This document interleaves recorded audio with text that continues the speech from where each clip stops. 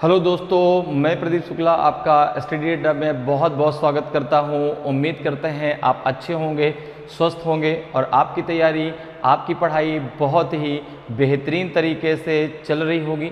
तो आज मैं आपके लिए ले करके हाजिर हूं CUET का प्रैक्टिस टेस्ट 8th नंबर का। और जिस सब्जेक्ट पे हम लोग क्वेश्चन डिस्कस कर रहे हैं वो सब्जेक्ट है हमारा मैथ। अभी तक हम लोग जो है 7 प्रैक्टिस टेस्ट कंप्लीट कर चुके हैं। तो जिन्होंने अभी तक वो सारे प्रैक्टिस टेस्ट सॉल्व नहीं किए हैं, उन सारे वीडियोस को नहीं देखा, तो एक बार ज़रूर देख लीजिए। हर एक प्रैक्टिस टेस्ट आपको 2 पार्टों में प्रोवाइड होता है। दोनों पार्ट को मिला करके आपके 25 से 26 क्वेश्चन आपको प्रोवाइड होते हैं। तो 7 प्रैक्टिस टेस्ट हम लोग अभी तक कंप्लीट कर चुके हैं। और जो आपका जो है हर एक प्रैक्टिस टेस्ट के अगर 25 क्वेश्चन आप लेके चलें तो भी एक अच्छा खासा क्वेश्चन का कलेक्शन आपके पास हो जाता है। तो जिन्होंने अभी तक वो सारे प्रैक्टिस टेस्ट सॉल्व नहीं किए हैं, वो सारे वीडियोज़ नहीं देखे, तो एक बार ज़रूर देख लीजिए, ताकि जो है आपकी भी तैयारी बहुत अच्छे से हो सके और आप भी CUET में बहुत अच्छा स्कोर कर सकें। ठीक है ना। CUET का जो एग्ज़ाम है, जो आपका मई में होने वाला है UG का, उसमें आपका जो मैथ है वो तो एक अलग डोमेन में आएगा जिसका सब्जेक्ट मैथ है। लेकिन जो सेक्शन 3rd आएगा उसमें आपका मैथ, रीजनिंग और जनरल नॉलेज से रिलेटेड क्वेश्चन आएंगे। तीनों पार्टों से 25 क्वेश्चन पूछे जाएंगे। टोटल मिला के 75 क्वेश्चन, जिसमें से आपको 60 क्वेश्चन करने होंगे। 60 क्वेश्चन 60 मिनट में करने हैं। तो उसमें से 25 क्वेश्चन आपके मैथ के भी आने वाले हैं। तो इसलिए जिन्होंने अभी तक वो सारे वीडियोस नहीं देखे, सारे प्रैक्टिस टेस्ट डिस्कस सॉल्व नहीं किए, उनको एक बार ज़रूर कर लीजिए, ताकि आपकी तैयारी बहुत अच्छी हो जाए और आप बहुत अच्छा स्कोर कर पाएँ। जो कॉलेज आपको चाहिए वो कॉलेज आपको बहुत आसानी से मिल जाए। तो चलिए आज क्लास को स्टार्ट करते हैं। आज हमारा ये 8th नंबर का प्रैक्टिस टेस्ट है और उसका ये फर्स्ट पार्ट है। ठीक है ना। हर एक प्रैक्टिस टेस्ट आपको 2 पार्टों में प्रोवाइड होता है। तो चलिए आज क्लास को स्टार्ट करते हैं। और आज जो है हम 8th नंबर के प्रैक्टिस टेस्ट के पहले क्वेश्चन पर आते हैं। तो सबसे पहले क्वेश्चन को रीड करते हैं, इसके बाद फिर क्वेश्चन को सॉल्व करते हैं। ठीक है ना। तो सबसे पहले देखिए क्वेश्चन क्या कह रहा है, पहले रीड करते हैं। क्वेश्चन है कि Ramesh travels from A to B at a speed of 40 km/h and return to B by increasing his speed by 40%. Return to A आना चाहिए, यहाँ पे B नहीं होना चाहिए। रिटर्न टू A, क्योंकि वो वापस तो A पर आएगा ना। जब भाई A से B पर गया है, जब वह A से B पर गया है तो रिटर्न का किस पे आएगा, A पे आएगा। तो and return to A by increasing his speed by 40%, what is his average speed for the whole travelling.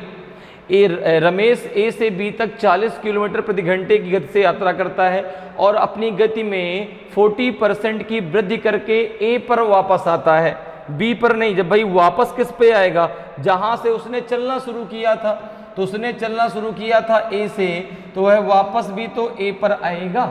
A से B तक गया, फिर B से A पर वापस आएगा, तो यहाँ पर A होना चाहिए। A पर वापस आता है, पूरी यात्रा के दौरान उसकी औसत गति क्या है। तो देखो भाई, पहले वो A से B पर गया, पहले वो A से B पर एक स्पीड से गया। वो स्पीड क्या थी आपकी, 40 kilometre per hour, 40 kilometre per hour. और एक स्पीड से वह B से A पर वापस आया। जब B से A पर वह वापस आया तो उसने अपनी स्पीड को 40% क्या कर दिया, इंक्रीज कर दिया। क्या कर दिया, 40% उसने अपनी स्पीड को इंक्रीज कर दिया। ठीक है ना। तो अब आपसे यहाँ पर पूछा जा रहा है कि एवरेज स्पीड क्या होगी।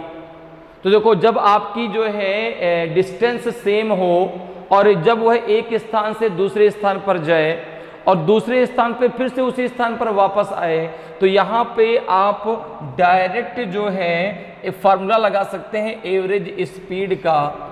एवरेज स्पीड इक्वल्स टू हो जाता है आपका, स्पीड इक्वल्स टू हो जाता है आपका 2 × A × B upon A + B।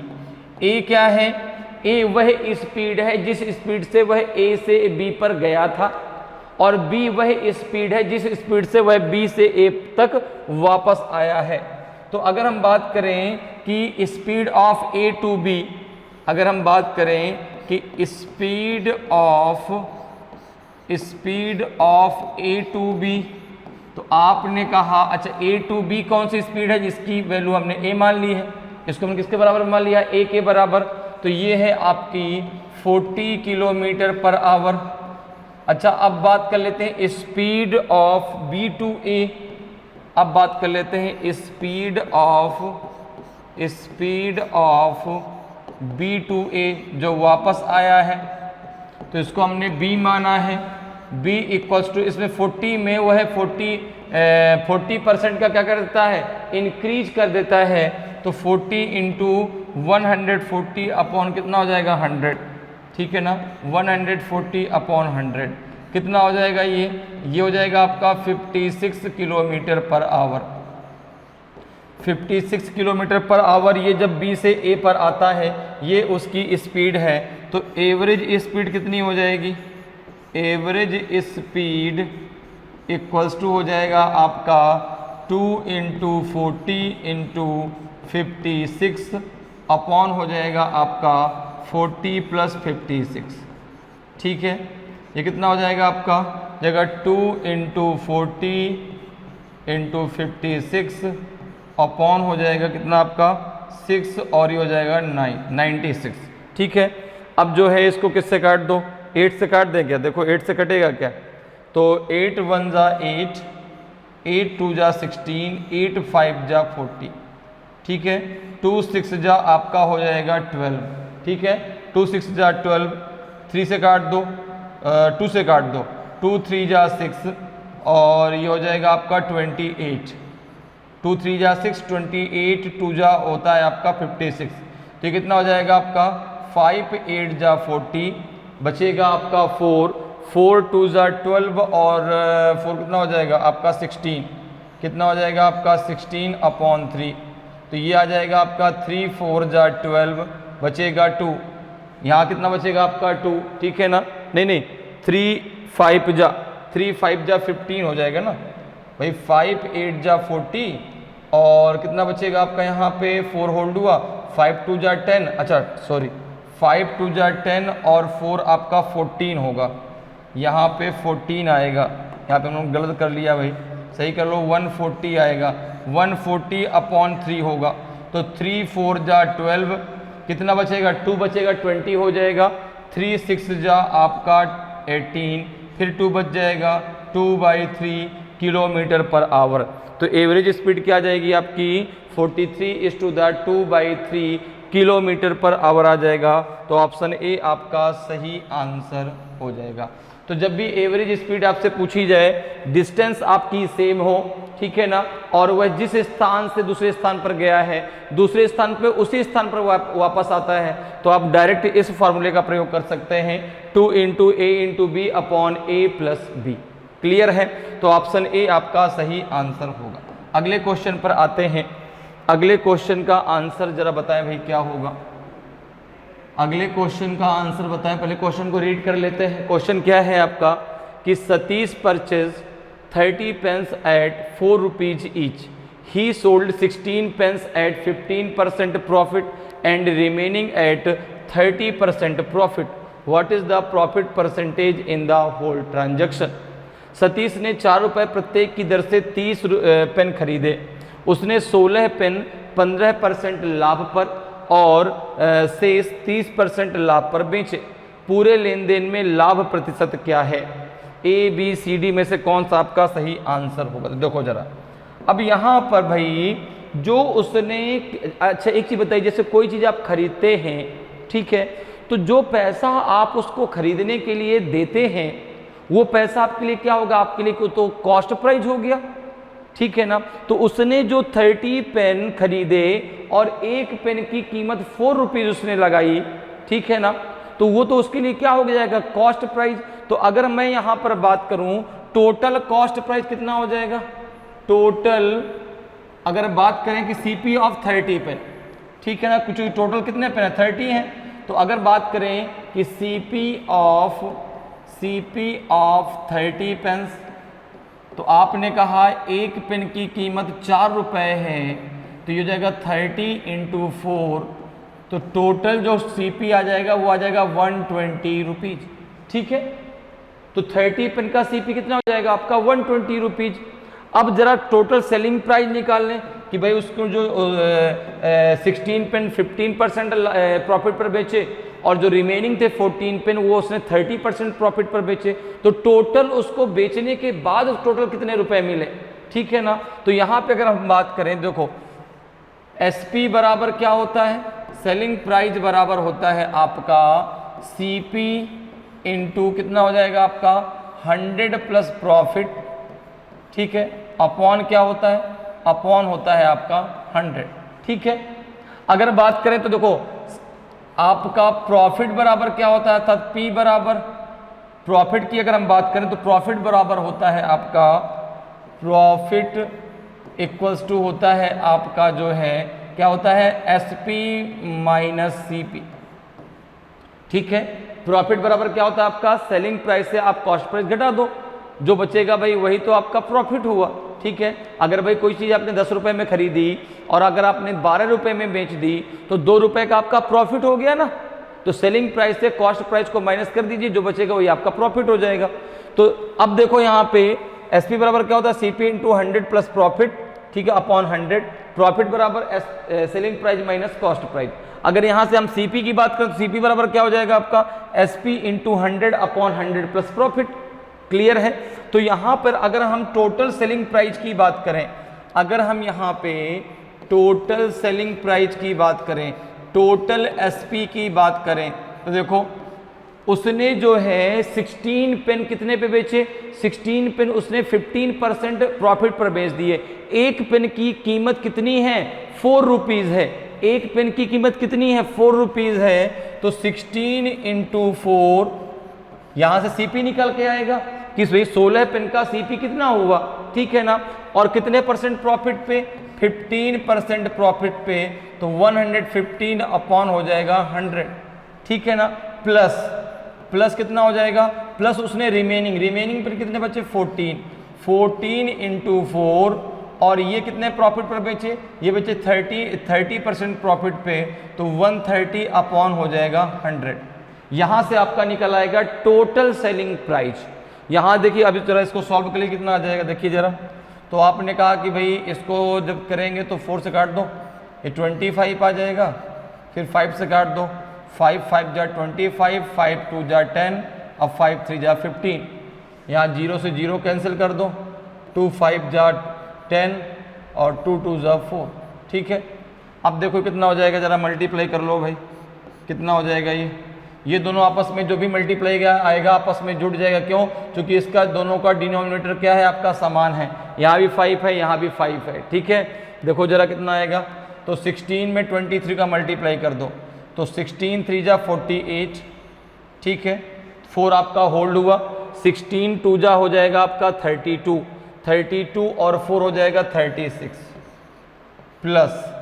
ठीक है, 14 2 जा हो जाएगा आपका 28 में आप 13 का मल्टीप्लाई कर दीजिए, तो 13 8 जा 104, तो 4 आपका हुआ, 10 आपका होल्ड हुआ, 13 2 जा 26 और 10 कितना हो जाएगा आपका 36 अपॉन हो जाएगा आपका 5।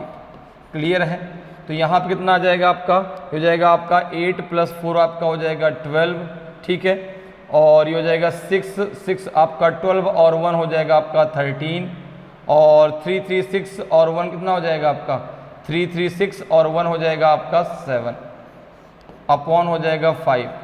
जरा इसको भाग दे दो, कितना आ जाएगा 5 1 जा 5 बचेगा 2 23 हो जाएगा, 4 5 जा नहीं 5 4 जा 20 भाई, 5 1 जा 5 2 23, 5 4 जा 20, अब फिर बचेगा आपका 3 32 हो जाएगा, 4 8 जा 4 5 7 जा कितना हो जाएगा भाई 5 का भाग देना ना, तो ये हो जाएगा कितना आपका 5 1 जा 5 23, 5 4 जा 20 तो बचेगा 3 32 हो गया, 5 7 जा 35 और 5 5 जा 25। चूँकि यहाँ पे भाई अगर 5 6 जा 30 ले लो ना, 5 7 जा 35 जा, तो 5 6 जा 30 बचेगा 2, डेसिमल लगाया, 5 4 जा 20, तो ये टोटल सेलिंग प्राइस कितना आ जाएगा 146 रुपीज 40 पैसे। तो अब प्रॉफिट कितने का हो जाएगा, प्रॉफिट कितने रुपए का हुआ, प्रॉफिट कितने रुपए का हुआ, प्रॉफिट कितने रुपए का हुआ, तो आपने कहा सेलिंग प्राइस है 146 रुपए 40 पैसे का और उसका जो सीपी था वो 120 रुपए था, तो कितने रुपए का उसको जो है प्रॉफिट हुआ, आपने कहा 4 ये आ जाएगा, 6 ये आ जाएगा और ये 4 में से 2 गया 2, 26 रुपीज 40 पैसे का उसको प्रॉफिट हो गया। कितने रुपए में, 120 रुपीज में। जो भी प्रॉफिट लॉस होता है हमेशा आपको सीपी पर होता है। तो यहाँ पे अगर हम बात करें प्रॉफिट परसेंटेज की, अगर हम बात करें प्रॉफिट परसेंटेज की कि कितने परसेंट का उसको प्रॉफिट हुआ, तो ये हो जाएगा आपका 26.4 अपॉन 120, ठीक है ना, इनटू हो जाएगा आपका 100, तो ये हो जाएगा आपका कितना, ये हो जाएगा आपका जो है 264, ठीक है ना, अपॉन हो जाएगा 12, क्योंकि एक जीरो यहाँ पे डेसिमल के लिए हट जाएगा और एक जीरो से जीरो कट कैंसिल हो जाएगा। अब इसको किससे काट दो, 4 से काट दो, तो 4 से काटेंगे 4 4 3 जा 12, या 12 से काट दो ना डायरेक्ट, देखो 12 2 जा कितना होता है 24, 12 2 जा 24, 12 2 जा 24, 22% आपका आंसर आ जाएगा। इसको जब आप कैंसिल करेंगे तो 22 आ जाएगा, 22% आपका सही आंसर हो जाएगा। तो ऑप्शन सी आपका सही आंसर होगा। उसको पूरे लेन देन में जो है 22% का क्या हो जाएगा, प्रॉफिट हो जाएगा। क्लियर है, समझ में आया भाई। उसने जो है 30 पेन खरीदे, एक पेन का कीमत 4 रुपए थी, टोटल सीपी कितना हो गया आपका 120 रुपीज, ठीक है ना। अब देखो एसपी बराबर क्या होता है, CP into 100 plus profit upon 100, तो यहाँ से हमने निकाल लिया टोटल उसका selling price. Total selling price कितना हुआ उसको 146 रुपए 40 पैसे, ठीक है ना। अब 120 रुपीज में उसने खरीदा था, इतने रुपए में उसने बेचा, तो 26 रुपीज 40 पैसे को उसको प्रॉफिट हुआ। जो भी प्रॉफिट और लॉस होता है हमेशा आपको सीपी पर होता है, ठीक है भाई। जो पैसा आपने इन्वेस्ट किया है अगर लॉस हो रहा है तो भी उसी पैसे पर होगा, और अगर प्रॉफिट हो रहा है तो भी उसी पैसे पे होगा। तो जो भी प्रॉफिट या लॉस होता है हमेशा किस पर होता है, आपका जो है सीपी पर होता है। क्लियर है, तो इसका आंसर क्या हो जाएगा आपका सी ऑप्शन बिल्कुल सही आंसर होगा। पूरे लेन देन में उसको 22% का क्या हो जाएगा, प्रॉफिट हो जाएगा। चलिए आगे आगे बढ़ते हैं, अगले क्वेश्चन पे चलते हैं। अगला क्वेश्चन देखिए भाई क्या है, अगला क्वेश्चन आपका 3rd नंबर का क्वेश्चन है। सबसे पहले क्वेश्चन को रीड कर लेते हैं और फिर क्वेश्चन को सॉल्व करते हैं, ठीक है। क्वेश्चन है आपका कि sugar at 12 rupees per KG is mixed with sugar 20 rupees per KG in the ratio 5:3। What is the price per KG of the mixture. 12 रुपये प्रति किलोग्राम चीनी को 20 रुपये प्रति किलोग्राम चीनी के साथ 5:3 के अनुपात में मिलाया जाता है। मिश्रण का प्रति किलोग्राम मूल्य क्या है। तो ये आपका क्वेश्चन पूछा गया एलिगेशन से, अर्थात मिक्सचर से, ठीक है ना। तो यहाँ पर देखो, यहाँ पे आपको मीन प्राइस बताना है। क्या बताना है, मीन प्राइस। मिलाने के बाद दोनों को मिलाने के बाद जो मिक्सचर तैयार हुआ उसका मीन, उसका जो है सीपी कितना, उसका मीन प्राइस कितना है। तो अगर हम यहाँ पर देखें तो देखो, हमने मान लिया कि मीन प्राइस A रुपीज है। हमने मान लिया कि let the CP of mixture, ठीक है ना, let the CP of mixture, CP of mixture या कहते हैं मीन प्राइस, ठीक है ना। CP of mixture is A rupees per KG. कितना मान लिया हमने, A rupees per KG, okay.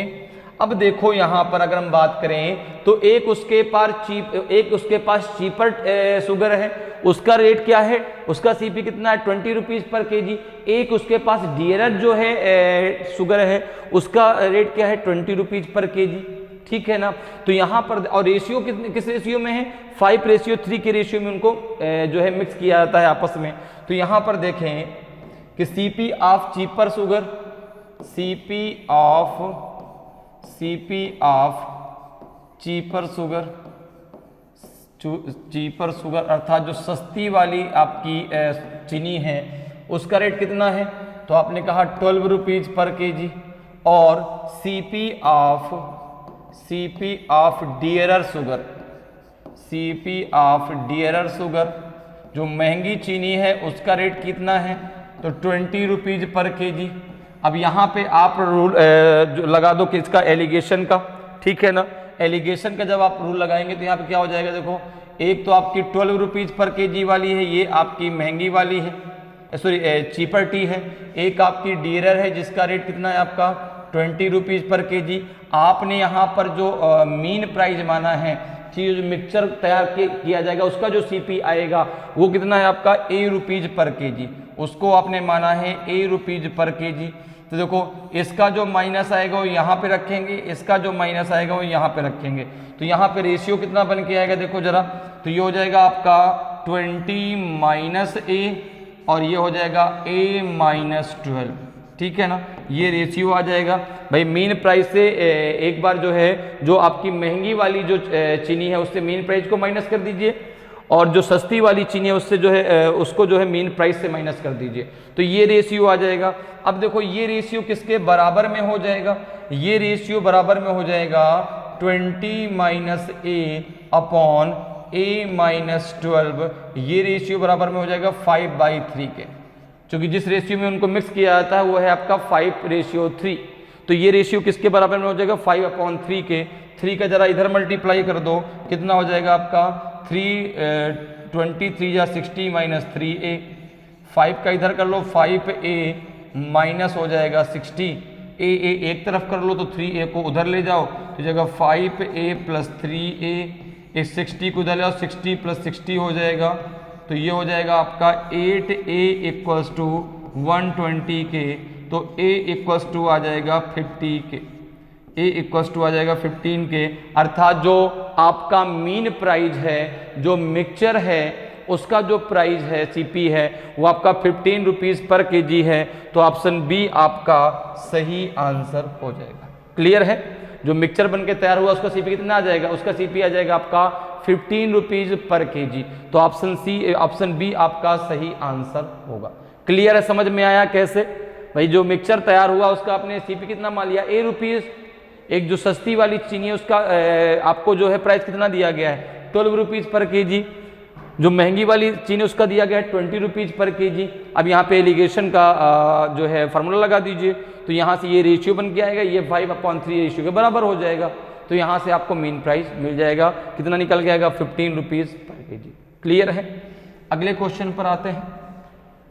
अगला क्वेश्चन देखिए भाई, बहुत ही सिंपल सा क्वेश्चन पूछा गया है, क्वेश्चन नंबर 4 जो है बहुत ही सिंपल सा क्वेश्चन है, ठीक है।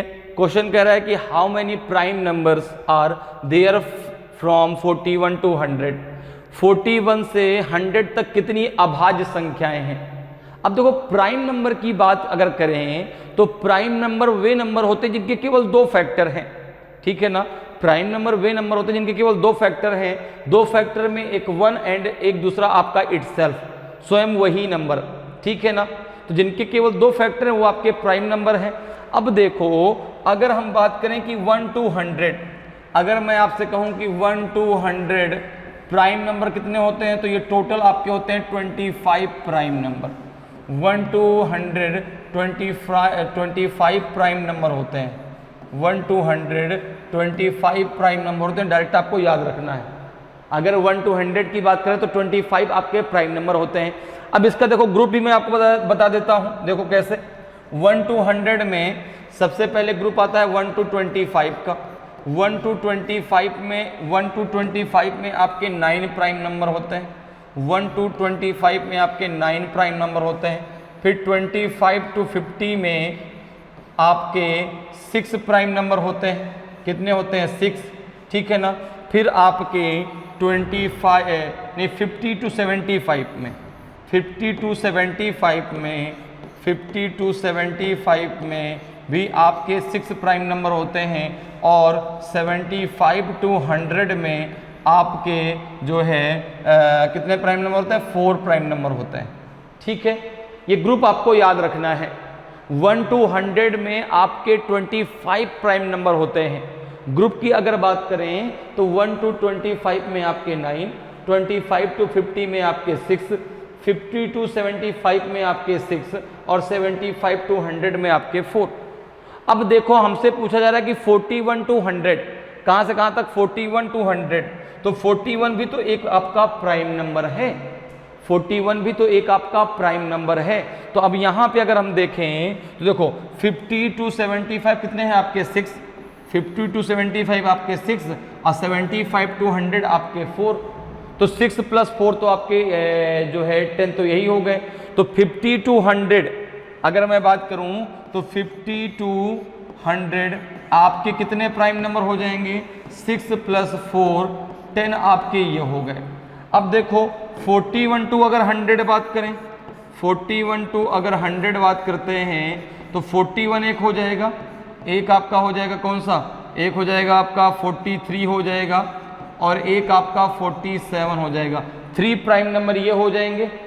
41 भी तो एक आपका प्राइम नंबर है, तो 41, 43 और 47 3 प्राइम नंबर ये हो गए। तो ये हो जाएगा आपका टोटल 10 + 3, तो ये हो जाएंगे आपके 13। कितने हो जाएंगे? 13। तो ऑप्शन सी आपका सही आंसर हो जाएगा। क्लियर है? समझ में बात आ गई? तो 1 to 100 कितने प्राइम नंबर होते हैं आपके? 25। अगर हम ग्रुप की बात करें तो 1 to 25 में आपके 9 प्राइम नंबर, 25 to 50 में आपके जो है 6 प्राइम नंबर और 50 to 75 में आपके 6 प्राइम नंबर और 75 to 100 में आपके जो है 4 प्राइम नंबर होते हैं। तो 41 to 100 कितने हो जाएंगे आपके?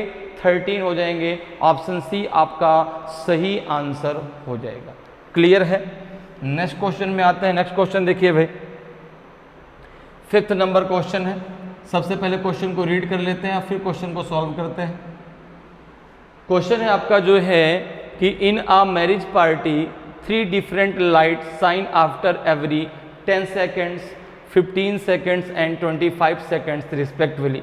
If all these lights change simultaneously at 6:25:00 hours, अर्थात 6:25 पर, then the time when they again shine simultaneously is. एक बारात में प्रत्येक 10 सेकेंड, 15 सेकेंड और 25 सेकेंड के बाद 3 अलग अलग लाइटें जलती हैं।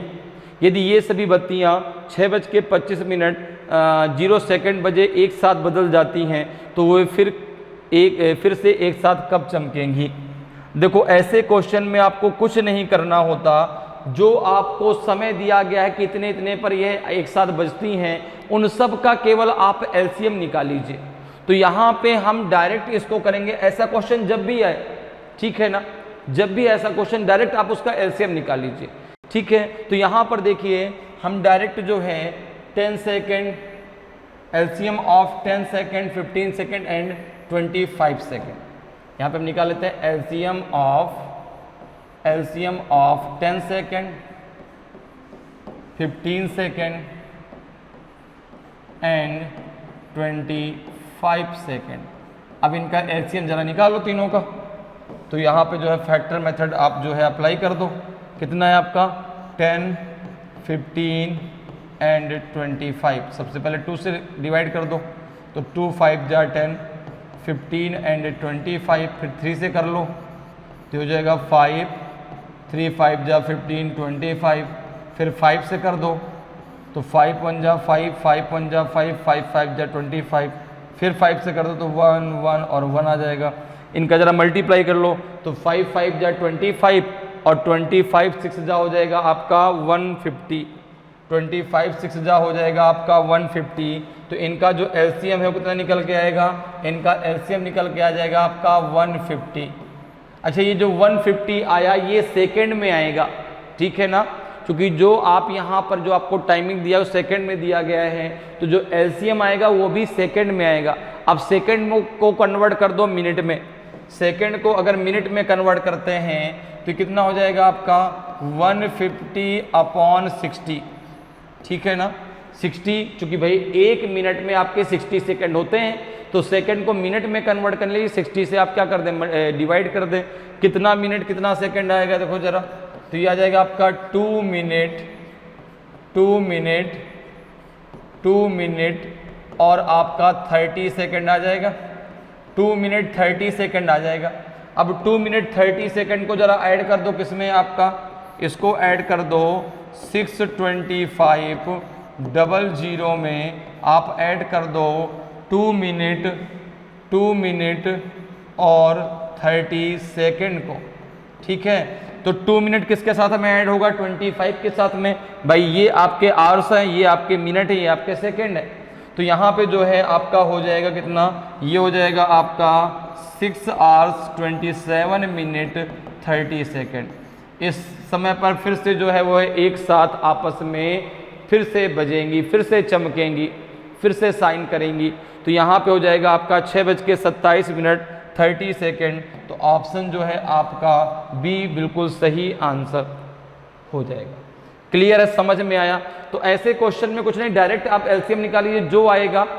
अगर मिनट भी दिया तो उसको घंटे में चेंज कर लेते, ठीक है ना। अगर भाई ये वैल्यू आपकी मिनट में दी जाती तो ये घंटे में कन्वर्ट हो जाता, ठीक है। अभी चूंकि सेकंड में दिया गया है तो इसमें बदल दिया हमने मिनट में। कितना आ जाएगा? 2 मिनट 30 सेकेंड, उसको आप ऐड कर दीजिए।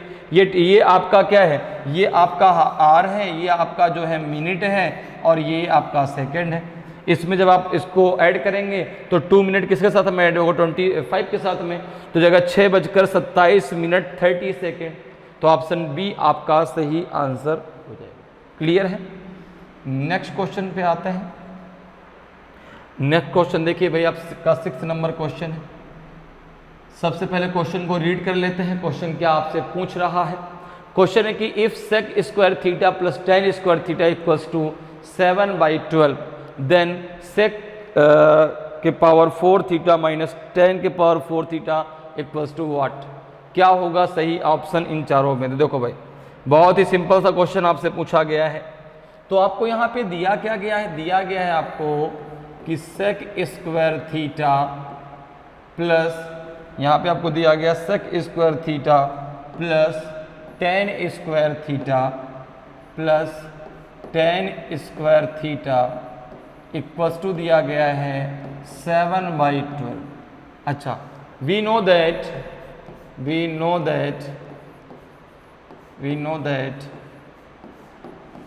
sec square theta minus tan square theta equals to 1 होता है, ठीक है ना भाई। Sec square theta minus tan square theta किसके बराबर होता है? 1 के बराबर होता है।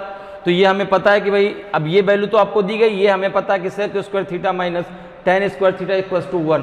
अभी इन दोनों का आपस में जरा मल्टीप्लाई कर लो, इन दोनों का आपस में मल्टीप्लाई कर लेते हैं। देखो जरा, sec square theta plus tan square theta का आप मल्टीप्लाई कर दो किसमें?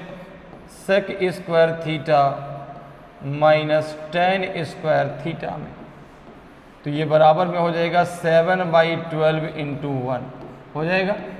अब जरा इसको सॉल्व करो, कितना आ जाएगा? देखो जरा, जो इसको इसमें मल्टीप्लाई करोगे कितना आ जाएगा आपका? ये सेक के पावर 4 थीटा, ये हो जाएगा आपका माइनस का sec square theta into tan square theta.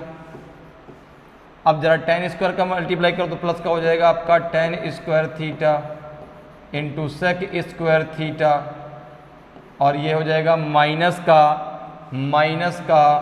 tan के पावर 4 थीटा इक्वल्स टू हो जाएगा 7/12 के। किसके बराबर हो जाएगा? 7/12 के। तो अब देखो जरा, sec square theta into tan square theta एक माइनस का है और एक किसका है? प्लस का है। तो ये दोनों आपस में क्या हो जाएंगे? कैंसिल हो जाएंगे। तो ये बच जाएगा आपका जो है सेक के पावर 4 थीटा माइनस tan के पावर 4 थीटा इक्वल्स टू 7/12। और इसी की वैल्यू तो आपको निकालनी थी, इसी की वैल्यू तो आपको निकालनी थी। सेक के पावर 4 थीटा माइनस tan के पावर 4 थीटा की वैल्यू क्या होगी? तो 7/12 हो जाएगी। तो ऑप्शन बी आपका सही आंसर हो जाएगा। ऑप्शन बी आपका सही आंसर हो जाएगा। क्लियर है, समझ में आया भाई? Sec square theta plus tan square theta बराबर 7/2 दिया गया, 7/12 आपको दिया गया था। आपको पता है कि sec square theta minus tan square theta equal to 1 होता है। दोनों का हमने मल्टीप्लाई कर दिया तो हमें वैल्यू मिल गई सेक के पावर 4 थीटा माइनस tan के पावर 4 थीटा इक्वल टू 7/12 के। क्लियर है? तो ऑप्शन आपका जो है बी बिल्कुल सही आंसर हो जाएगा। अगले क्वेश्चन पर आते हैं। अगला क्वेश्चन जरा देखिए, क्वेश्चन नंबर 7 है। सबसे पहले क्वेश्चन को रीड कर लेते हैं और फिर क्वेश्चन को सॉल्व करते हैं, ठीक है। क्वेश्चन कह रहा है कि a cylindrical vessel 60 centimeter in diameter is partially filled with water. A sphere 30 centimeter in diameter is dropped into the vessel. Find the height raised of the vessel. 60 centimetre व्यास वाले एक बेलनाकार बर्तन को आंशिक रूप से पानी से भरा गया है। 30 सेंटीमीटर व्यास का एक गोला बर्तन में गिराया जाता है। बर्तन की ऊंचाई ज्ञात कीजिए। तो देखिए हमें यहाँ पे निकालना है कि भाई बर्तन की जो ऊंचाई है जो बड़ी है वो कितनी बड़ी है। ठीक है, तो यहाँ पर देखिए एक आपके पास विशेल है, एक आपके पास ऐसा एक विशेल है, ये एक बर्तन है। ठीक है ना, इस बर्तन में ये बर्तन जो है पानी से भरा हुआ है, एक बर्तन है इस प्रकार से, और ये जो है आपका पानी से भरा हुआ है। किससे भरा हुआ है? पानी से। ठीक है, पानी से ऐसा एक भरा हुआ है। ठीक है, इसमें पानी भरा है। अब देखो जो है आप इसमें जब एक क्या डालते हैं, एक गोला डालते हैं। ठीक है ना, एक स्फीयर आपने डाल दिया, एक गोला आपने इस प्रकार से डाल दिया, तो इसका जो जल स्तर है अर्थात इसका जो पानी है वो क्या हो गया? बढ़ गया। ये पानी जो आपका भी यहाँ तक था ये पानी और बढ़ गया। अब जो ये बढ़ा ये कितना बढ़ा? तो भाई देखो जो आपके इसमें जो पानी का स्तर बढ़ा है वो किसकी वजह से बढ़ा है? वो बढ़ा है इस गोले की वजह से, इस स्फीयर की डालने की वजह से। तो यहाँ पर देखो अगर हम मान लेते हैं कि हाइट जो आपकी बढ़ी वो h है, जो ये हाइट आपकी बढ़ी वो कितनी है? h है। तो यहाँ पे हो जाएगा आपका जो वॉल्यूम, आपका सिलेंडर का जो वॉल्यूम है वो आपका स्फीयर के वॉल्यूम के क्या हो जाएगा? बराबर हो जाएगा। तो यहाँ पर अगर हम बात करें कि सिलेंडर का वॉल्यूम क्या होता है तो पाई आर स्क्वायर h, ये हो जाएगा आपका जो है volume of cylinder. Volume of cylinder क्या होगा? तो जो ये बेलनाकार जो बर्तन है, सिलेंड्रिकल जो विसल है, सिलेंड्रिकल विसल, इसका वॉल्यूम कितना है? तो आपने कहा इसका वॉल्यूम है pi r square h, pi r square h. अब ये आर क्या है? उसकी रेडियस। अब जो रेडियस है वो डायमीटर का आधा होता है। अब जो है इस विसल का डायमीटर कितना दिया गया है आपका? 60 सेंटीमीटर। तो रेडियस कितना हो जाएगा? रेडियस कितना हो जाएगा? तो रेडियस जो होता है वो डायमीटर का आधा होता है। डायमीटर है आपका 60/2, तो रेडियस हो जाएगा आपका 30 सेंटीमीटर। किसका? विसल का। इसी प्रकार से अगर हम बात करें volume of sphere, volume of आपका स्फीयर कितना होता है? तो वॉल्यूम ऑफ स्फीयर होता है आपका 4/3 पाई आर क्यूब। ठीक है, अब यहाँ पर भी देखो जो आपका स्फीयर है उसका डायमीटर कितना दिया गया? 30 सेंटीमीटर। तो रेडियस कितना हो जाएगा? 30/2, तो ये हो जाएगा आपका 15 सेंटीमीटर। अब इन दोनों का जो वॉल्यूम है वो आपस में बराबर हो जाएगा। तो pi r square h equals to हो जाएगा 4/3 पाई आर क्यूब के, पाई से पाई कैंसिल हो जाएगा। तो h बराबर कितना आ जाएगा? h बराबर हो जाएगा आपका जो है 4/3।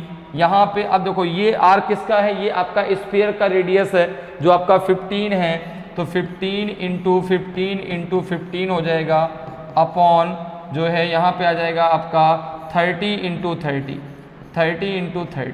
ठीक है, देखो 15 2 जा 30, 15 2 जा 30, 2 2 जा हो जाएगा आपका 4, 3 5 जा हो जाएगा आपका 15। तो जो h है उसकी वैल्यू आ जाएगी आपकी 5 सेंटीमीटर। तो जो हाइट है उसकी वैल्यू आ जाएगी आपकी 5 सेंटीमीटर। ठीक है ना, उसकी वैल्यू आ जाएगी आपकी 5 सेंटीमीटर। तो ऑप्शन जो है आपका डी बिल्कुल सही आंसर हो जाएगा। ठीक है, तो जो आपकी हाइट बड़ी है इस स्फीयर की वजह से वो है आपकी 5 सेंटीमीटर। क्लियर। नेक्स्ट क्वेश्चन पे आते हैं। नेक्स्ट क्वेश्चन देखिए भाई, नेक्स्ट क्वेश्चन देखिए आपका है 8th नंबर का क्वेश्चन है। तो सबसे पहले क्वेश्चन को रीड कर लेते हैं। क्वेश्चन है आपका कि 10 years ago the age of father was thrice the age of his son. 10 years hence father age will be twice that of his son. The ratio of present age of father and son is 10 वर्ष पहले पिता की आयु उसके पुत्र की आयु की 3 गुना थी। 10 वर्ष बाद पिता की आयु उसके पुत्र की आयु की दुगनी होगी।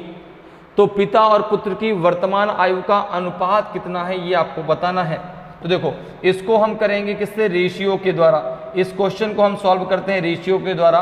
तो सबसे पहले हम पिता और पुत्र की आयु का जो यहाँ पे रेशियो दिया गया है उसको जरा बना लेते हैं। तो देखो एक आपको दिया गया है 10 ईयर्स एगो का और एक दिया गया है आपको आफ्टर 10 ईयर्स का। तो भाई अगर आपकी प्रेजेंट एज आपको पता है, तो अगर मैं आपसे कहूं कि 10 ईयर्स एगो आपकी एज क्या थी, तो आप क्या करेंगे, अपनी प्रेजेंट एज में 10 माइनस कर देंगे। तो अगर आपको 10 ईयर्स एगो अपनी एज पता है तो प्रेजेंट एज कैसे निकालेंगे, 10 उसमें प्लस कर देंगे। अगर आपको अपनी प्रेजेंट एज पता है, मैं पूछूं कि आफ्टर 10 ईयर आपकी एज क्या होगी, तो आप क्या करेंगे, प्लस उसमें 10 कर देंगे। अगर आपको आफ्टर 10 ईयर की एज पता हो, प्रेजेंट एज पे आपको आना है, तो क्या करेंगे, आप उसमें माइनस का 10 कर देंगे। अब यहां पर देखो जो रेशियो है वो दो दिए गए हैं, एक रेशियो 10 ईयर्स एगो का है, एक आपका आफ्टर 10 ईयर्स का है। तो यहां पर देखो फादर और सन, फादर और सन के बीच जो रेशियो क्या दिया गया है, पहले 10 years ago the age of father was thrice the age of his son. तो यहाँ पे रेशियो क्या बन जाएगा आपका, अगर सन की एज 1 थी तो फादर की एज 3 थी। ये रेशियो कब का है, 10 ईयर्स एगो, 10 ईयर एगो का यह रेशियो है। इसके बाद जो है आफ्टर 10 ईयर्स क्या हुआ, जो है the 10 years hence father age will be twice the that of his son. अब देखो अगर पुत्र की एज 1 है तो अब पिता की एज 2 है, ये रेशियो 2:1 बन जाएगा। और ये बनेगा आपका आफ्टर 10 ईयर, आफ्टर 10 ईयर, ठीक है। अब देखो इसको सॉल्व कैसे करना है, ये रेशियो हमने बना लिया। अब यहाँ पर आपको देखना है रेशियो के बीच का डिफरेंस किस प्रकार से। देखो 3 और 2 का रेशियो डिफरेंस कितना है, 1, ठीक है। 1 और 1 के बीच का डिफरेंस कितना है, आपने कहा 0। अब देखो ये डिफरेंस बराबर नहीं है, ये डिफरेंस जब बराबर नहीं है तो फिर क्या करेंगे, तो फिर इनके बीच का डिफरेंस अर्थात 3 और 1 के बीच का डिफरेंस, 2 और 1 के बीच के डिफरेंस। तो यहाँ पर देखो अब नया रेशियो बनाएंगे, 3:1 में हम मल्टीप्लाई करेंगे 1 का। ये 1 कहाँ से आया, 2 और 1 जो नीचे वाला रेशियो है इसका जो डिफरेंस आएगा उसका मल्टीप्लाई ऊपर वाले में करो, और जो ऊपर का डिफरेंस आएगा इन दोनों के बीच में उसका मल्टीप्लाई नीचे करो। तो 2:1 में मल्टीप्लाई हो जाएगा 2 का, क्योंकि 3 और 1 के बीच डिफरेंस 2 आएगा। तो ये नया रेशियो क्या बन के आएगा, नया रेशियो बन जाएगा 3:1 और ये बन जाएगा आपका 4:2 आपका 2। अब जरा इनके बीच का डिफरेंस देखिए, यहाँ आपका 1 है और यहाँ भी डिफरेंस कितना है, 1 है। अब डिफरेंस बराबर हो गया, ठीक है। ये ऊपर वाला जो रेशियो है 10 ईयर्स एगो का रेशियो है, नीचे वाला रेशियो आपका आफ्टर 10 ईयर का है। इसमें कोई भी रेशियो आपका प्रेजेंट एज का नहीं है, ध्यान रखिएगा। अब यहाँ पर देखो अगर हम देखें तो रेशियो, अब एक रेशियो को आप ले लीजिए, तो अब जब डिफरेंस बराबर है तो आप यहाँ पर क्या करेंगे, यहाँ पर इनके, अब देखिए इनके बीच का डिफरेंस कितना है आपका 1 बराबर किसके हो जाएगा, 1 बराबर हो जाएगा 10 + 10, क्योंकि एक रेशियो 10 ईयर्स एगो का है, एक आफ्टर 10 ईयर का है। तो 10 + 10, तो यहाँ पे हो जाएगा आपका 1 = 20 के, 1 = किसके हो जाएगा आपका 20 के। भाई रेशियो में डिफरेंस 1 का है और ईयर में डिफरेंस आपका 20 का है, क्योंकि एक रेशियो 10 ईयर पहले का है, 10 वर्ष पहले का है, एक रेशियो 10 वर्ष बाद का है। तो वर्ष में डिफरेंस कितने का है, 20 का। रेशियो में डिफरेंस कितने का है, 1, तो 1 बराबर 20 के।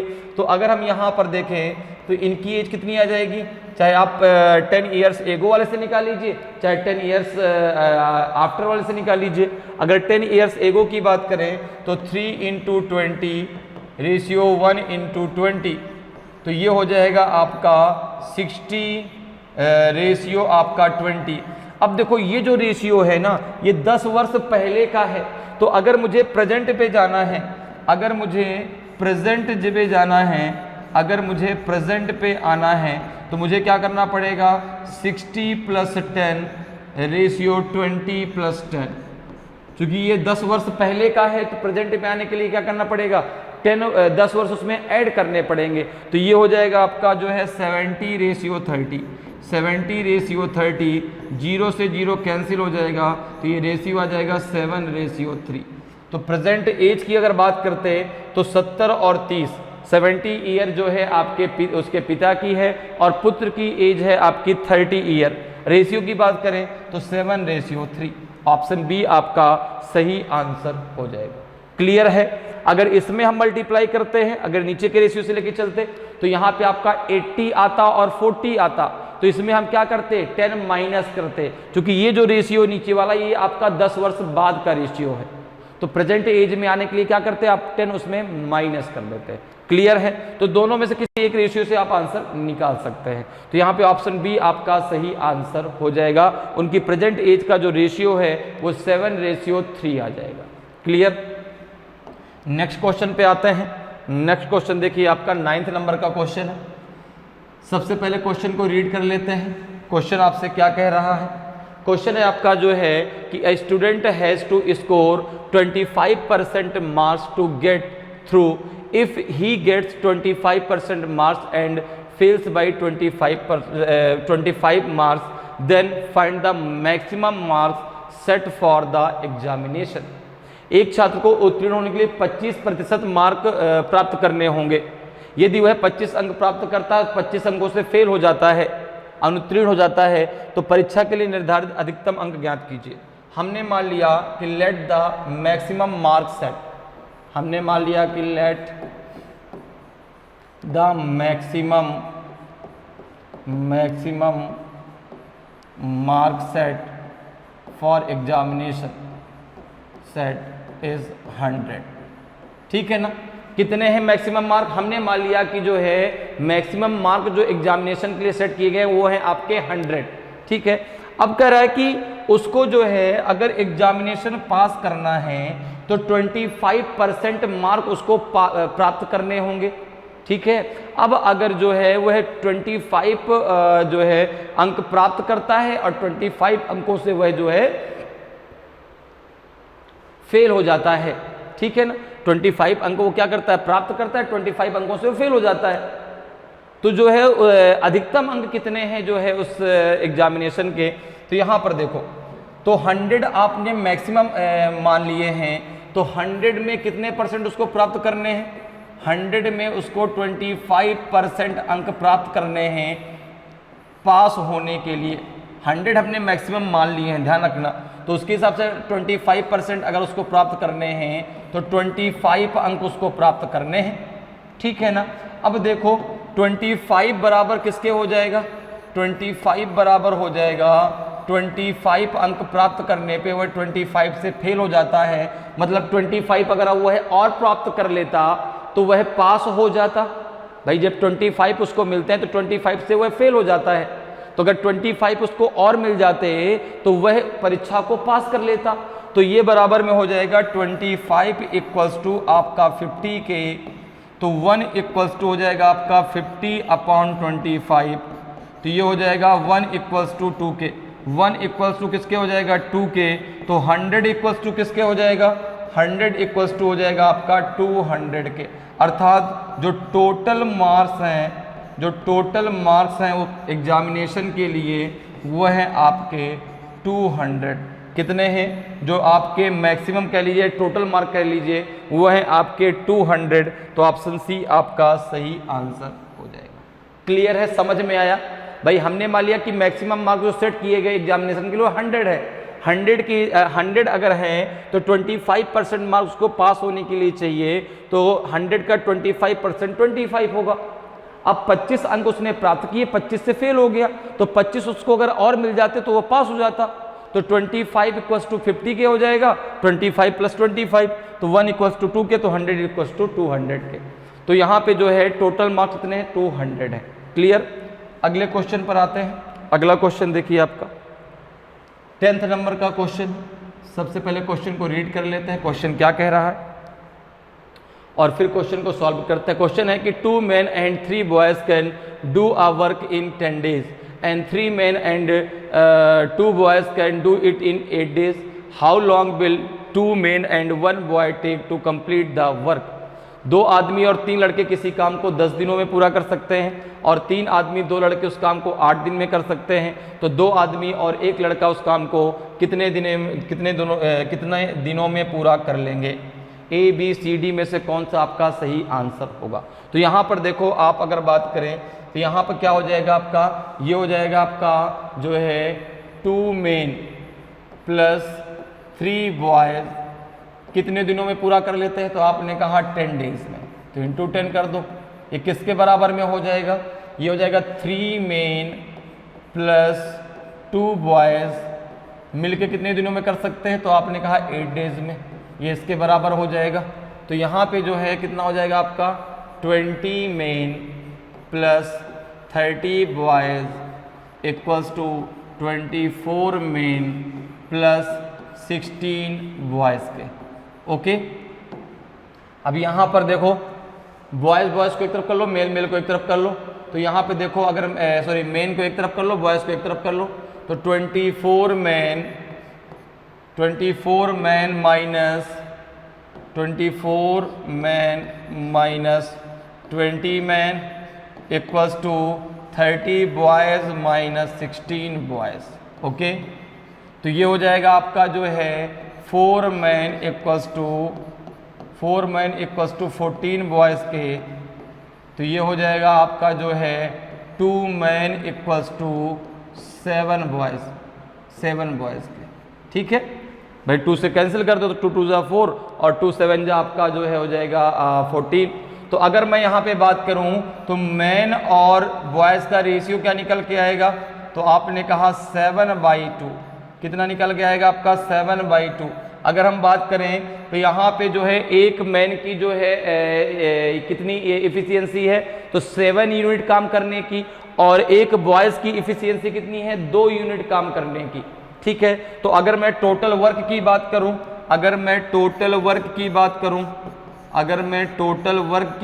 तो कितना आ जाएगा, तो देखो यहाँ पे जो है आप इसमें से किसी एक इक्वेशन में रख दीजिए। जैसे इसमें से अगर रखते हैं तो 20 × 7 प्लस 30 इंटू आपका हो जाएगा 2, कितना हो जाएगा आपका, ये हो जाएगा 140 प्लस आपका 60, तो टोटल वर्क आ जाएगा आपका 200। भाई ये रेशियो निकल गया है ना, M/B, अर्थात एक आदमी का जो इफिशियंसी है वो 7 यूनिट काम करने की है और एक बॉयज़ की इफिशियंसी 2 यूनिट काम करने की है। ठीक है ना। अब देखो टोटल वर्क कितना आ गया आपका 200। अब कह रहा है कि 2 आदमी और एक लड़का मिलकर उस काम को कितने दिनों में पूरा कर सकते हैं। अब आपसे कहा जा रहा है कि 2 मैन एंड 1 बॉय। अब इसको अगर मैं पूरा बॉय में कन्वर्ट कर लूँ तो 2 मैन इक्वल्स टू 7 बॉय के हैं, तो यहाँ पे मैं रख सकता हूँ 7 boy plus 1 boy equals to हो जाएगा 8 बॉय।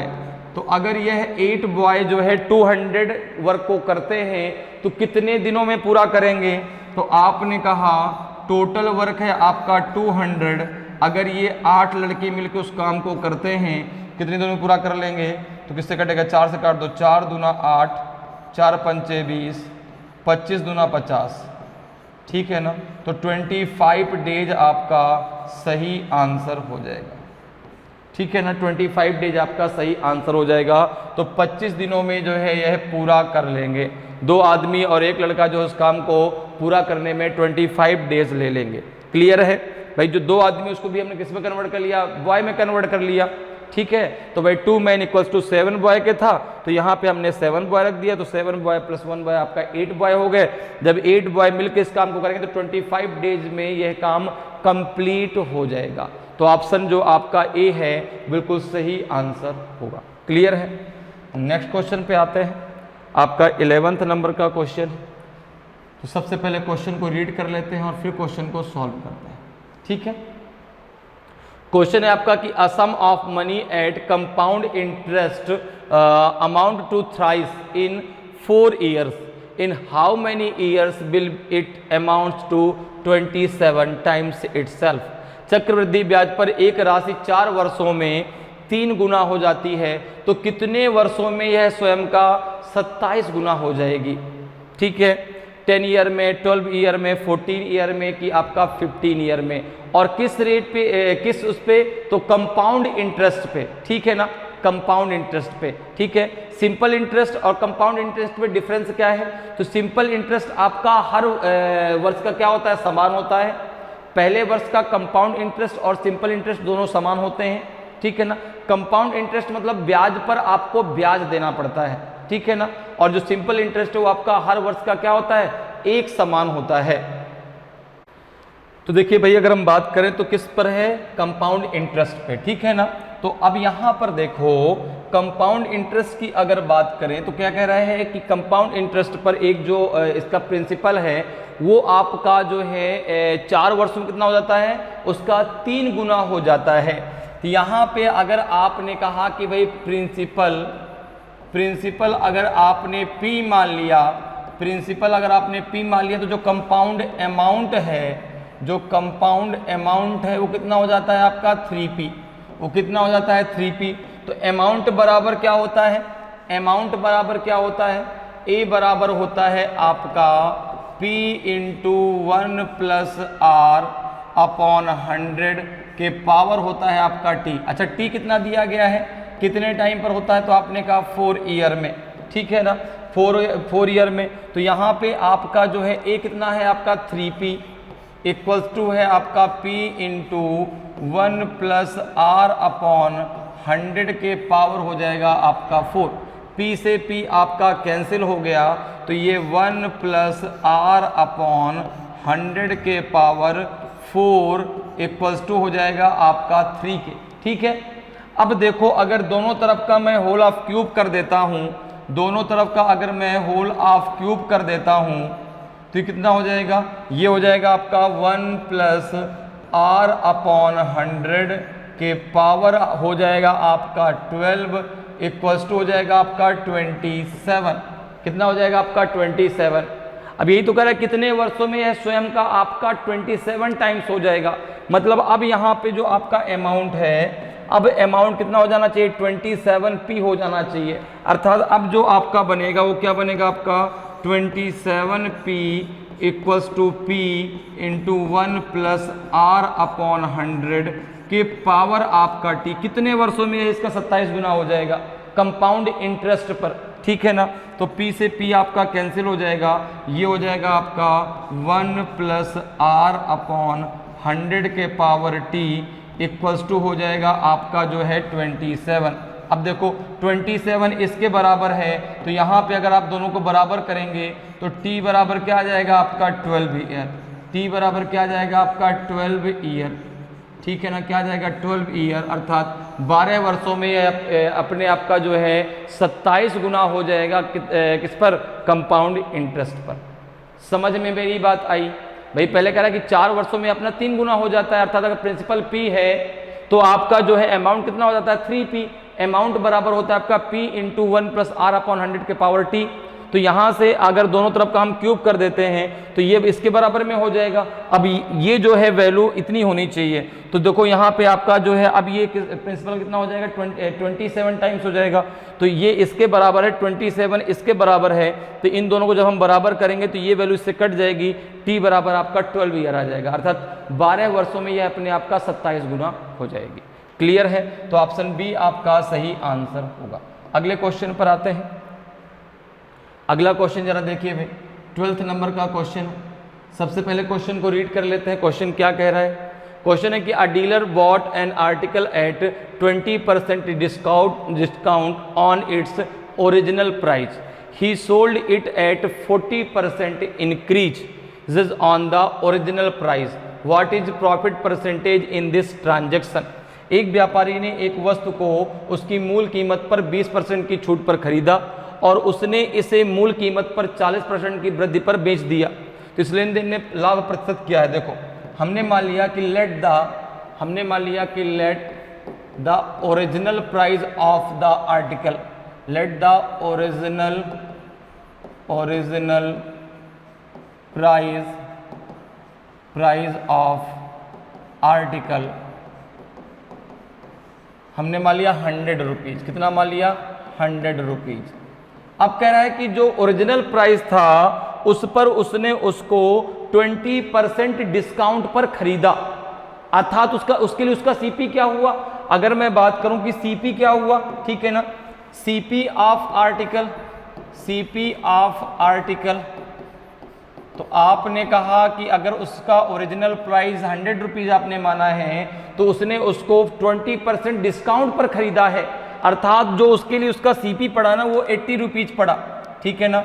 100 से आप 20% निकाल लीजिए, तो 100 का 20% कितना हो जाएगा आपका 20, और 100 माइनस 20 अर्थात उसका जो आपका सीपी है वो 80 रुपीज़ है। और जब उसने उसको बेचा तो जो उसका ओरिजिनल प्राइस था उस पर उसने जो है 40% ज़्यादा बढ़ा के उसको बेचा। तो अगर मैं बात करूं कि selling price of the article, अगर हम बात करें एसपी ऑफ आर्टिकल, तो आपने कहा कि जो उसने 40% बढ़ाया है वो उसके ओरिजिनल प्राइस पर बढ़ाया है। तो अगर बात करें तो ओरिजिनल प्राइस कितना आपने माना है 100 में 40% उसने बढ़ा दिया तो 140 अपॉन 100, तो उसका जो सेलिंग प्राइस है वो आपका 140 है। अच्छा, प्रॉफिट बराबर क्या होता है, एसपी माइनस सीपी। प्रॉफिट बराबर क्या होता है, selling price minus cost price. तो यहाँ पे अगर हम रुपीज में बात करें तो प्रॉफिट कितने का हो जाएगा, प्रॉफिट इक्वल्स टू हो जाएगा भाई, उसने 140 में उसको बेच दिया और उसने 80 रुपीज़ में ख़रीदा था, अर्थात उसको 60 रुपीज़ का प्रॉफिट हुआ। कितने रुपीज़ का प्रॉफिट हुआ, 60 रुपीज़ का प्रॉफिट हुआ। प्रॉफिट और लॉस जो भी होता है हमेशा सीपी पर होता है। तो अगर हम परसेंटेज की बात करें, कितने परसेंट का उसको प्रॉफिट हुआ, प्रॉफिट परसेंटेज की बात करें तो ये हो जाएगा आपका 60 अपॉन 80। 60 रुपीज़ का प्रॉफिट कितने पे हुआ, 80, चूंकि उसने भाई जो रुपए दिए थे उसको खरीदने के लिए तो 80 रुपीज़ दिए थे ना, उसने तो 80 रुपये ही खर्च किए, तो उस 80 रुपीज़ पे ही तो उसको जो है प्रॉफिट या लॉस होगा। तो 60 अपॉन 80 इंटू 100 कितना हो जाएगा ये आपका, ठीक है ना। अब देखो यहाँ से जो ये आएगा ये 1 की वैल्यू आएगी, और आपने कितना माना, ओरिजिनल प्राइस आपने 100 माना है, तो 100 बराबर कितने के हो जाएगा, ये जो आपका आ जाएगा किसके बराबर में, ध्यान रखिएगा इस बात को, ये जो आपका प्रॉफिट परसेंटेज आएगा, प्रॉफिट परसेंटेज आएगा ये आपका 1 के बराबर में आएगा। किसके बराबर में, 1 के बराबर में। तो अगर मैं आपसे कहूं कि 100 बराबर क्या हो जाएगा, तो आप कहेंगे हो जाएगा 60 अपॉन 80 इंटू 100 इंटू 100, ठीक है ना। अब जरा इसको सॉल्व करो, देखो कितना आ जाएगा, ये हो जाएगा आपका 0 से 0 कैंसिल हो जाएगा, ठीक है ना। 2 3 जा आपका हो जाएगा 2 3 जा 6, और 2 4 जा हो जाएगा आपका जो है 2 4 जा 8, ठीक है। अच्छा, तो इंटू 100, तो एक ही बार तो 100 होगा, ठीक है, 2 बार कैसे हो जाएगा भाई। 1 प्रॉफिट परसेंटेज निकाला 60 अपॉन 80, ये आपका 1 के बराबर, एक मिनट यहाँ पे हमने गलत कर दिया, इसको सही कर लीजिए, ये आपका हो जाएगा 1 के बराबर 60 अपॉन 80, तो 100 बराबर किसके हो जाएगा, 60 अपॉन 80 इंटू 100, तो ये हो जाएगा आपका जो है, आप 4 से इसको कैंसिल कर दो, तो ये हो जाएगा 4 25 जा 100, 25 3 जा 75% का उसको क्या हो जाएगा, प्रॉफिट हो जाएगा। क्लियर है, मेरी बात समझ में आ रही है भाई। देखो ये जो आपका प्रॉफिट है, आपने उस चीज़ को 80 रुपये में खरीदा और 140 रुपये में बेच दिया, 60 रुपये का उसको प्रॉफिट हुआ, कितने रुपए पे, 80 रुपये पे। तो ये जो है आपका 1 बराबर 60 अपॉन 80, तो 100 बराबर किसके हो जाएगा, 60 अपॉन 80 इंटू 100 के, अर्थात 75% का उसको क्या हो जाएगा, प्रॉफिट हो जाएगा। तो ऑप्शन सी आपका सही आंसर हो जाएगा। क्लियर है, वहाँ पे 100 इंटू 100 नहीं होगा, केवल इंटू 100 होगा, ठीक है। क्लियर, समझ में बात आ रही है, तो यहाँ पे ऑप्शन सी आपका सही आंसर हो जाएगा। क्लियर है, अगले क्वेश्चन पर आते हैं। अगला क्वेश्चन देखिए, आज की क्लास का ये लास्ट क्वेश्चन है। सबसे पहले क्वेश्चन को रीड कर लेते हैं और फिर क्वेश्चन को सॉल्व करते हैं। क्वेश्चन है कि if a x plus b y equals to 3 and b x minus A Y equals to 4 and x square plus Y square equals to 1, then find the value of a square plus B square. तो देखो यहाँ पर आपको दिया गया है भाई a x plus b y, a x plus b y equals to 3 दिया गया है।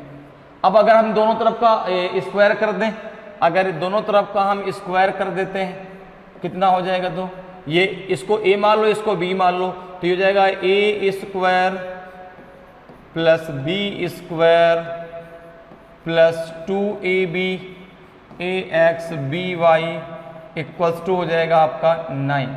इसी प्रकार से आपको दिया गया है B x minus A Y equals to आपको 4 दिया गया है।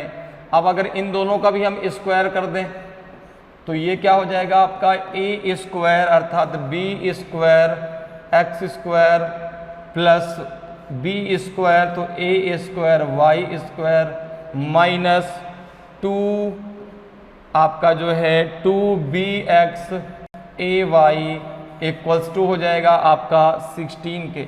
अब देखो अगर इन दोनों को आप ऐड कर दें, ये इक्वेशन आप फर्स्ट मान लें और ये इक्वेशन आप सेकंड मान लें, तो अगर इन दोनों को आप ऐड कर दें, अगर आप फर्स्ट और सेकंड को आपस में ऐड कर लें तो कितना आ जाएगा, ज़रा ऐड कर लीजिए। तो ये हो जाएगा आपका ए square x square plus B square Y square plus आपका 2ax by, इसमें आप ऐड कर दीजिए, इसको कितना हो जाएगा आपका b square x square plus a square Y square minus 2bx ay, और ये इक्वल्स टू हो जाएगा आपका 16 प्लस 9 के। अब ज़रा देखो इसको ज़रा सॉल्व कर लो, ये दोनों आपस में कैंसिल हो जाएंगे। अब देखिए अगर यहाँ से आप यक्स स्क्वायर कॉमन लेते हैं इसमें और इसमें, तो यक्स स्क्वायर अगर आप कॉमन ले लें तो बचेगा ए स्क्वायर प्लस बी स्क्वायर। इसी प्रकार से यहाँ से और यहाँ अगर आप वाई स्क्वायर कॉमन ले लें, क्या ले लें वाई स्क्वायर कॉमन ले लें तो बचेगा ए स्क्वायर प्लस बी स्क्वायर, और ये बराबर में हो जाएगा आपका 25 के। अब देखो यहाँ से अगर आप ए स्क्वायर प्लस बी स्क्वायर को बाहर ले लें तो अंदर क्या बचेगा आपका, बचेगा X square plus Y square equals to हो जाएगा 25 के। X square plus Y square की वैल्यू कितनी दी गई है, इसकी वैल्यू आपको 1 दी गई है, तो जब आप यहाँ पे 1 रख देंगे तो ये हो जाएगा आपका ए स्क्वायर प्लस बी स्क्वायर, ये हो जाएगा इंटू 1 और इक्वल्स टू हो जाएगा 25 के। तो यहाँ पे आपको ए स्क्वायर प्लस बी स्क्वायर की जो वैल्यू है वो मिल जाएगी 25, और इसी की वैल्यू तो आपको चाहिए थी, ए स्क्वायर प्लस बी स्क्वायर की ही तो वैल्यू आपको चाहिए थी, तो ऑप्शन आपका डी जो है बिल्कुल सही आंसर हो जाएगा। A square plus B square की जो वैल्यू है वो आपकी निकल के आ जाएगी आपकी 25, तो ऑप्शन डी आपका सही आंसर हो जाएगा। तो इस प्रकार से आप जो है मैथ के क्वेश्चनों को बहुत आसानी से और कम समय में सॉल्व कर सकते हैं। उम्मीद करते हैं कि आज क्लास आपको बहुत अच्छे से समझ में आई होगी। अगर आज की क्लास आपको अच्छी लगी हो, आज का वीडियो आपको अच्छा लगा हो और अभी तक आपने वीडियो को लाइक नहीं किया तो वीडियो को लाइक ज़रूर करें। अगर आप नए हैं और अभी तक आपने चैनल को सब्सक्राइब नहीं किया तो चैनल को सब्सक्राइब जरूर कर लें, ताकि आपको क्लास की जानकारी समय समय पर मिलती रहे और आपकी तैयारी बेहतरीन तरीके से चलती रहे। तो आज के दिन ही फिर मिलेंगे। जय हिंद, जय भारत।